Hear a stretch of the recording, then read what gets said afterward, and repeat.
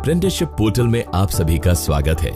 इस वीडियो में आप जानेंगे कि इस पोर्टल में अपना रजिस्ट्रेशन कैसे किया जाए। सबसे पहले आप ब्राउजर के सर्च बार में apprenticeshipindia.org को टाइप करेंगे। वेबसाइट के खुलने के बाद आप स्क्रीन के टॉप राइट साइड पर बने रजिस्टर के बटन को क्लिक करेंगे। क्लिक करने के बाद आपको स्क्रीन पर 4 ऑप्शंस दिखाई देंगे, जिसमें से आपको एस्टैब्लिशमेंट के ऑप्शन को क्लिक करना है। क्लिक करने के बाद एस्टैब्लिशमेंट रजिस्ट्रेशन का एक पेज ओपन होगा। इस पेज में आपको अपनी कंपनी की डिटेल्स भरनी होंगी। डिटेल्स को भरने के बाद इस बॉक्स में आप अपना वैलिड ईमेल आईडी डालकर अपना एक पासवर्ड बनाएंगे। आपका यही ईमेल आईडी अप्रेंटिसशिप के इस पोर्टल का लॉगिन आईडी भी होगा। और लास्ट में इस डायलॉग बॉक्स को क्लिक करके आप इस पोर्टल में सक्सेसफुली रजिस्टर हो जाएंगे। इसके बाद आपकी रजिस्टर्ड ईमेल आईडी पर इस रजिस्ट्रेशन को एक्टिवेट करने के लिए एक लिंक भेजा जाएगा, जिसे आप क्लिक करके एक्टिवेट करेंगे। एक्टिवेट करने के बाद एक नया पेज ओपन होगा, जिसके टॉप राइट साइड पर हरे रंग से यूजर एक्टिवेटेड सक्सेसफुली लिखा हुआ आएगा, जिसका मतलब है कि आप इस पोर्टल में सक्सेसफुली रजिस्टर और एक्टिवेट हो चुके हैं। वीडियो के इस भाग में बस इतना ही। बाकी की जानकारी हमारे अगले वीडियो में दी जाएगी।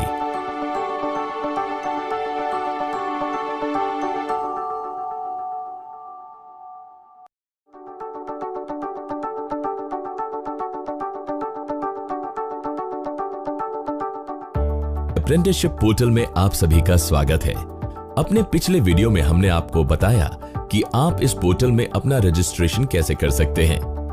इस वीडियो में हम आपको बताएंगे कि पोर्टल में रजिस्टर होने के बाद आगे आपको क्या करना है।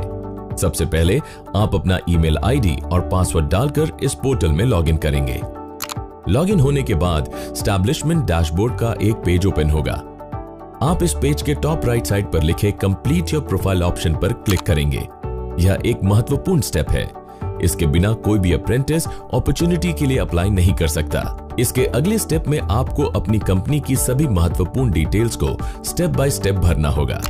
जिस डायलॉग बॉक्स के आगे लाल रंग के स्टार का निशान चिन्हित होगा, उसमें डिटेल्स को भरना अनिवार्य है।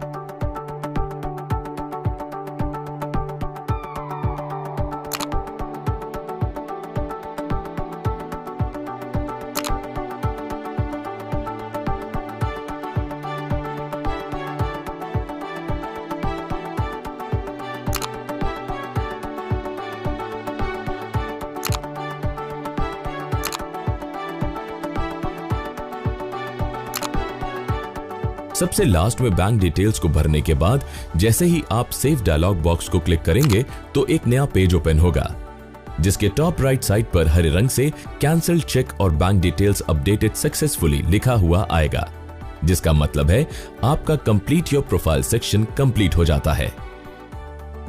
वीडियो के इस भाग में बस इतना ही। बाकी की जानकारी हमारे अगले वीडियो में दी जाएगी।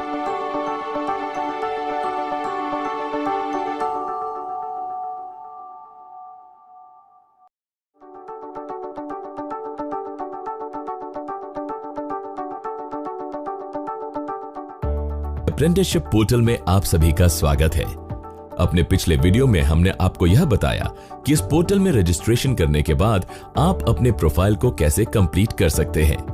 वीडियो के इस भाग में हम आपको यह बताएंगे कि आप इस पोर्टल में अप्रेंटिसशिप अपॉर्चुनिटी को कैसे क्रिएट कर सकते हैं, जिसे देखकर कैंडिडेट उस अपॉर्चुनिटी को अप्लाई कर सके।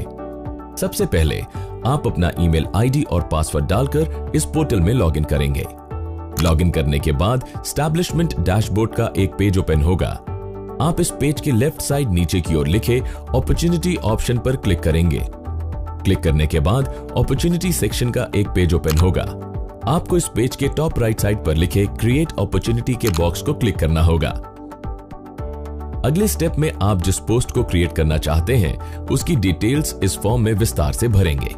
कोर्स की डिटेल्स, वैकेंसीज की संख्या, अपॉर्चुनिटी की डिस्क्रिप्शन, नियम अनुसार कैंडिडेट की योग्यता के हिसाब से स्टाइपेंड। अगर आप बीटीपी और स्टाइपेंड का रिम्बर्समेंट चाहते हैं तो कृपया नैप्स के ऑप्शन को चुनें। सारी डिटेल्स को डालने के बाद जब आप सेव के इस डायलॉग बॉक्स को क्लिक करेंगे तो स्क्रीन पर अपॉर्चुनिटी क्रिएटेड सक्सेसफुली लिखा हुआ आएगा, जिसका मतलब है कि आपकी अप्रेंटिस की रिक्वायरमेंट इस पोर्टल पर रजिस्टर हो चुकी है, जिसे आप अपॉर्चुनिटी सेक्शन में जाकर देख भी सकते हैं। वीडियो के इस भाग में बस इतना ही। बाकी की जानकारी हमारे अगले वीडियो में दी जाएगी।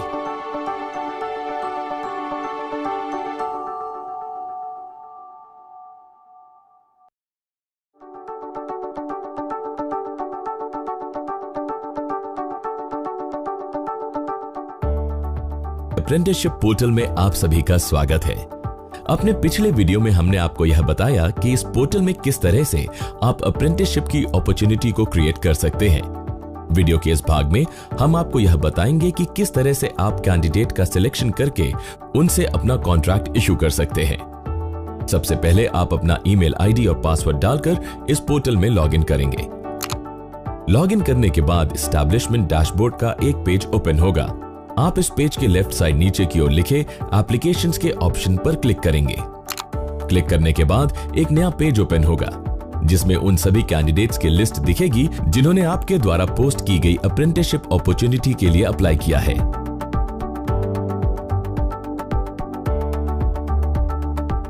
आप उन कैंडिडेट्स की भरी हुई डिटेल्स को राइट साइड पर एक्शन के हेड के नीचे बने इन 3 डॉट्स को क्लिक करके अपनी आवश्यकता अनुसार उस कैंडिडेट को रिजेक्ट या स्वीकार करके उसे कॉन्ट्रैक्ट इशू कर सकते हैं। कॉन्ट्रैक्ट को इशू करते समय स्टाइपेंड को ध्यान से भरना चाहिए। रिम्बर्समेंट के समय आपसे स्टाइपेंड पेमेंट का प्रूफ मांगा जा सकता है। अगर आपको सरकार से आर्थिक सहायता नहीं चाहिए तो आप नॉन नैप्स ऑप्शन को चुन सकते हैं।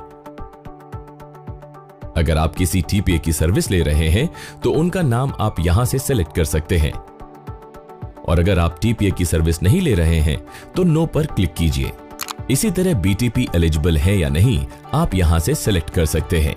जो लोकेशन आपने अपने प्रोफाइल में भरी है उसी लोकेशन को आपको फिर से यहां भी भरना होगा। और लास्ट में बीटी और ओजेटी बॉक्स में ट्रेनिंग की ड्यूरेशन को भरकर सेव क्लिक करके उस कैंडिडेट के साथ अपनी कंपनी का एक निर्धारित समय के लिए कॉन्ट्रैक्ट साइन कर सकते हैं। वीडियो के इस भाग में बस इतना ही। बाकी की जानकारी हमारे अगले वीडियो में दी जाएगी।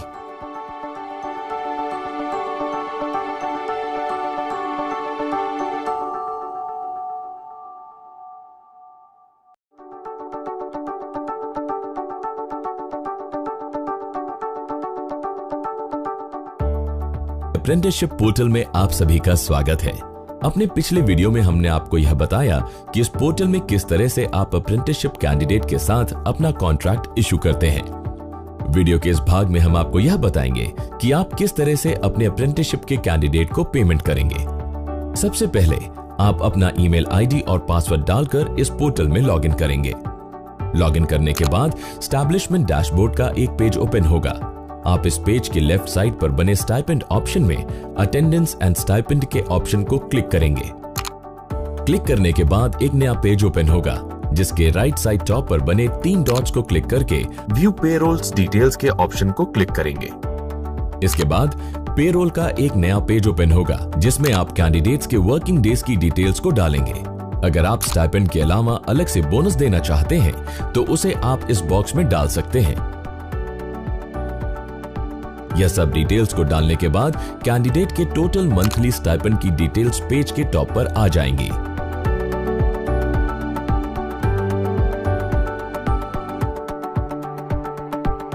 चूज पेमेंट मोड को क्लिक करने के बाद आपको 2 ऑप्शंस दिखाई देंगे। पहला ऑप्शन ऑनलाइन पेमेंट और दूसरा ऑप्शन ऑफलाइन पेमेंट का है। अगर आप अपनी पेमेंट का रिम्बर्समेंट चाहते हैं तो आपको ऑनलाइन पेमेंट मोड को चूज करना होगा, जिसके बाद ऑटोमेटिकली आपका एक बैन अकाउंट क्रिएट हो जाएगा। भविष्य में पेमेंट संबंधित सभी लेन देन इसी बैन अकाउंट के जरिए होगी। पेमेंट प्रोसेस को आगे बढ़ाने के लिए आपको इस बैन अकाउंट में पैसे जमा करने होंगे। वीडियो के इस भाग में बस इतना ही। बाकी की जानकारी हमारे अगले वीडियो में दी जाएगी।